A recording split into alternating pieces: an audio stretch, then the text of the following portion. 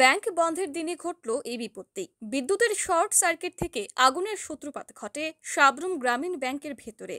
তেমন বড় ধরনের কোনো ক্ষয়ক্ষতি হয়নি।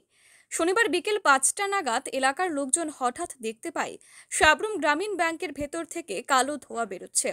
সাথে সাথে দমকল বাহিনীর কর্মীদের খবর দিলে দমকল বাহিনীর কর্মীরা ঘটনাস্থলে এসে আগুন নিয়ন্ত্রণে আনে। এ ব্যাপারে দমকল বাহিনীর তৎপরতা ছিল চোখে পড়ার মতো। সর্বোপরি ব্যাংকের বড় ধরনের ক্ষয়ক্ষতি হয়নি, তাতেই খুশি এলাকাবাসী। আমরা ওদের ৫টা ৪০-এর দিকে একটা ফোন গেছে যে গ্রামীণ ব্যাংকে ধোয়া বাড়ি গেছে। আমরা যথারীতি এসছি এখানে দেখি যে আসলে ঠিকই ধোয়া।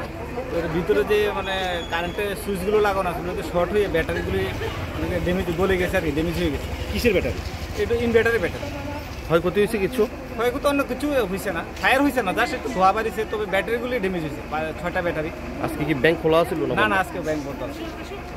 কোন ব্যাংক, কোন শাখা এটা? এটা সাবরুম গ্রামীণ ব্যাংক শাখা। Bureau report, PV north east.